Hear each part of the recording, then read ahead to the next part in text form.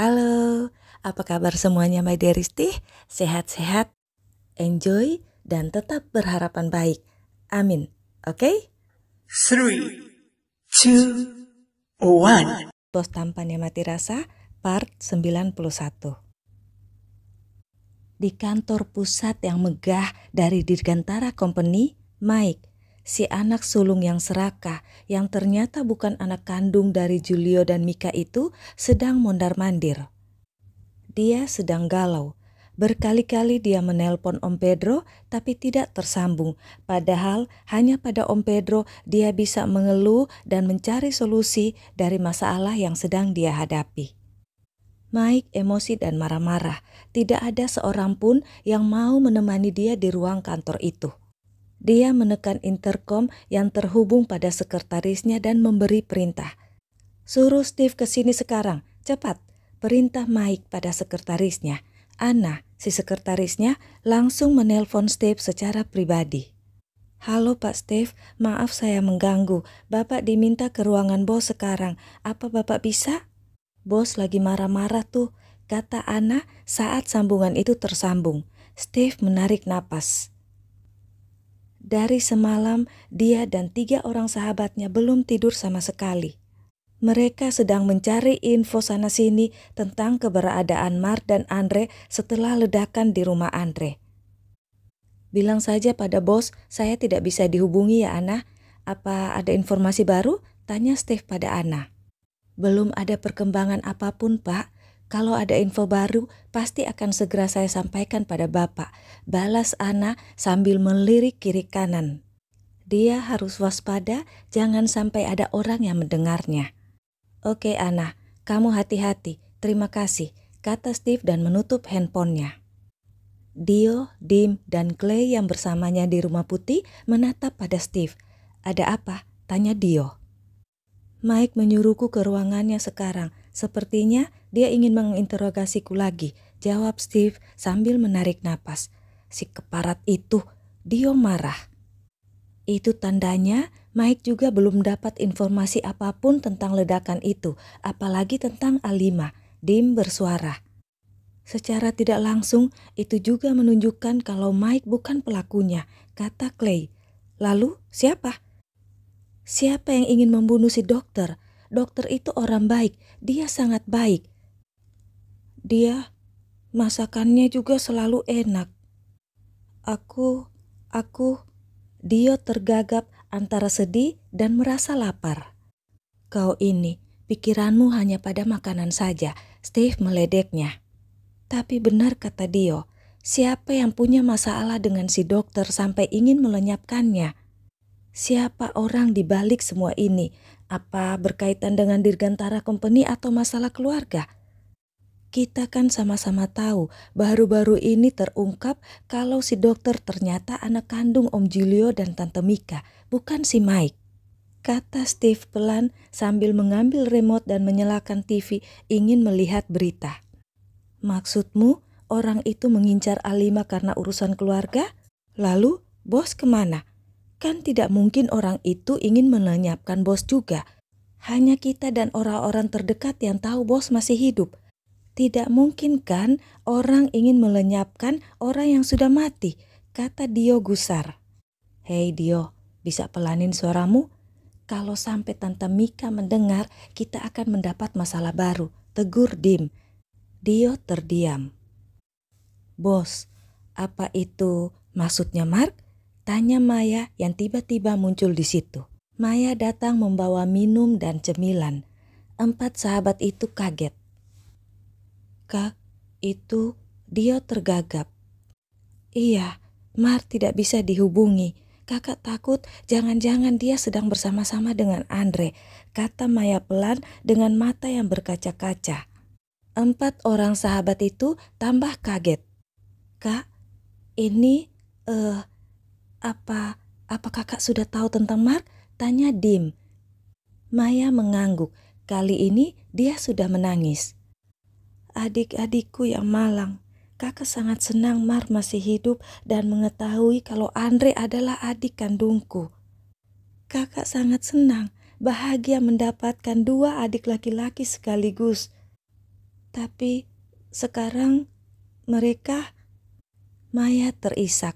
Steve memeluknya dan mendudukkan Maya di sofa. Tenang kak, kakak yang tenang. Kita akan mencari mereka berdua sampai kapanpun. Mark pernah meninggal, tapi ternyata dia masih hidup. Jadi dia takkan mati lagi kak, kata Dio dan pindah duduk di samping Maya, menepuk-nepuk pundak Maya. Tenang, tenang. Dari tadi kau itu yang berisik, kata Clay pada Dio. Dio melotot pada Clay. Kakak hanya tidak bisa membayangkan bagaimana hancurnya Mama. Mama sangat depresi saat kehilangan Mark. Dan kemudian Mama jadi lebih bahagia saat mengetahui Mark masih hidup, apalagi menemukan Andre. Tapi sekarang harus kehilangan keduanya. Kata dokter, Mama bisa, Mama. Maya semakin terisak. 4 sahabat itu terdiam, hati mereka sakit, mereka juga merasa hancur. Belum ada kejelasan tentang Mark dan Andre saja, mereka sudah menjadi berantakan. Apalagi seandainya Mark dan Andre. Saat padi tumbuh, rumput pun akan tumbuh bersamanya. Tapi saat rumput tumbuh, tidak akan ada padi di sana. Hal-hal baik selalu diikuti halangan ataupun hal-hal negatif. Tapi saya percaya dalam setiap kejadian, dalam setiap hal-hal negatif akan ada hikmah, akan ada pelajaran. Saya mengikuti aturan yang disepakati. 1 bulan, lalu aturan itu menjadi 3 bulan. Lalu ditambah dan bertambah lagi. Dan jadi 6 bulan lebih. Baru sadar. YouTube itu kalau tidak aktif selama 6 bulan, otomatis AdSense-nya akan dinonaktifkan dan ada beberapa syarat yang harus diurus lagi, dipenuhi lagi. Duh Gusti. Rasa marah itu muncul lagi. Aku merasa marah pada kelicikan orang-orang itu. Tapi aku lebih merasa marah pada diriku sendiri. Aku dibodohin, aku bodoh, bisa dibodohin. Bodoh. Sangat marah karena bodoh bisa dibodoh-bodohin. My dearisti, siapa yang pernah ada di situasi yang aku alami? Share di komentar ya. Kita mengatasi pengalaman yang tidak mengenakan dengan berkata-kata baik. Karena mengeluarkan unek-unek yang kita rasakan dan rasa marah yang ada tidak harus dengan marah-marah. Iya enggak? By the way, kayak aku mencari teman senasib ya. Waduh, udah menyita waktu kalian lumayan lama. Mohon maaf. Tetap semangat, tetap senyum ya. Oke, lanjut. Bos tampan yang mati rasa. Kita beralih pada Alana dan Amara, juga Mark dan Andre yang masih pingsan yang berada di lokasi bom di rumahnya Andre. Alana dan Amara menjadi panik karena mendapat kabar dari Alan bahwa ada signal yang menunjukkan ada bom lain yang belum meledak di area itu. Ara, nak, kau harus segera pergi tinggalkan tempat ini, teriak Alana meminta Amara untuk meninggalkan tempat itu. Amara menatap ibunya. Ara tidak akan pergi, Mom. Ara tidak akan pernah tinggalin Mami, Papa, dan Uncle Dokter, kata Amara, matanya sudah berkaca-kaca. Alana mendekati anaknya membujuk Amara. Nak, kalau memang waktunya Mami sudah tidak ada, Ara lah harapan Mami untuk jaga adik-adik, hanya Ara. Alana memeluk anak gadisnya itu. Amara menggeleng keras menolak permintaan maminya. Dan Alana sangat tahu bagaimana keras kepalanya Amara. Mom, tadi yang datang dengan Mami itu, apakah dia bisa mencari laptop atau komputer dekat sini? Tanya Amara tiba-tiba mengalihkan pembicaraan. Tentu saja Alana menatap bingung pada Amara. Untuk apa, nak? Di ransel Mami itu ada laptop, kata Alana menunjuk tasnya yang terletak di samping Mark. Amara langsung mengambilnya dan mulai mengutak-atik laptop itu. Mom, tolong telepon Uncle Alan, pinta Amara. Walau agak bingung, tapi Alana mengikuti permintaan anaknya itu. Dan setelah tersambung, Amara yang bicara pada Alan. "Uncle, ini Ara. Ara ada di lokasi bom rumah Uncle Dokter bersama Mami. Ara lagi on di laptop Mami nih. Uncle bisa akses kan? Ara mau tangani bomnya, Uncle. Kalau bisa, dia dimatikan," jelas Amara. "Ara, kau juga ada di Indonesia, nak?" Iya, oke, Uncle ngerti."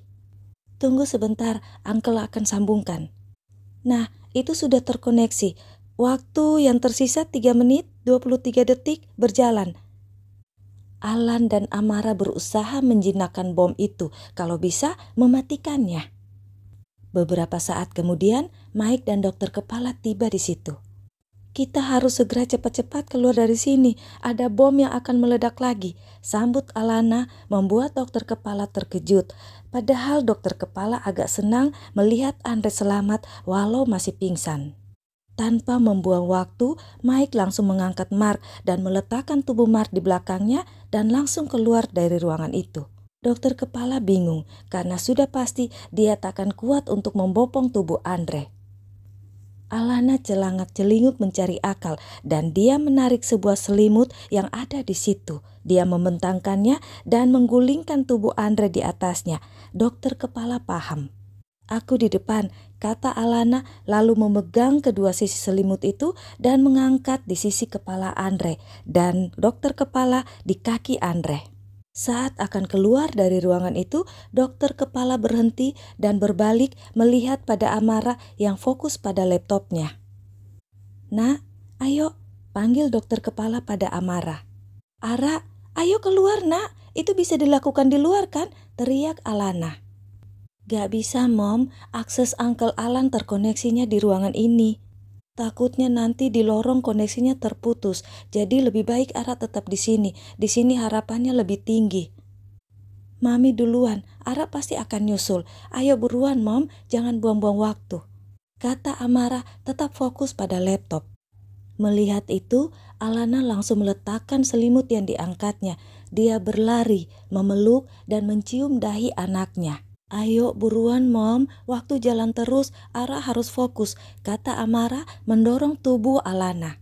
Alana menguatkan hati lalu berbalik keluar dari ruangan itu. Dia dan dokter kepala berusaha sebisa mungkin untuk mengangkat selimut yang berisikan Andre.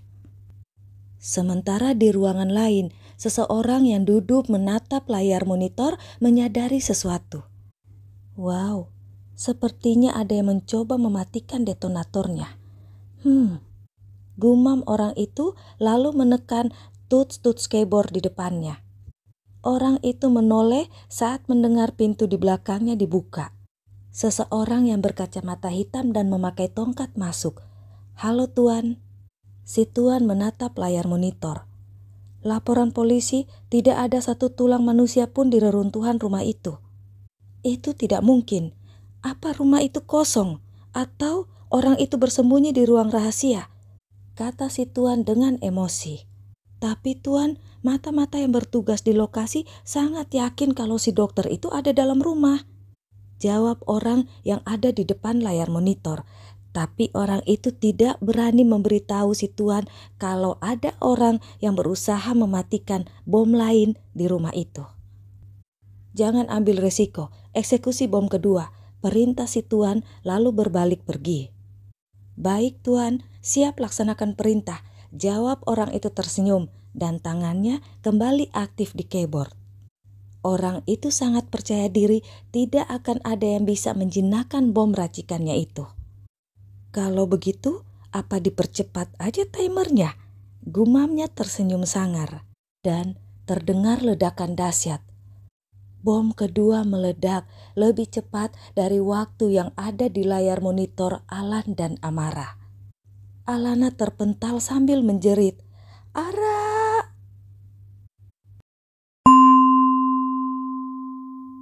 I climb every mountain, swim every ocean, just to be with you.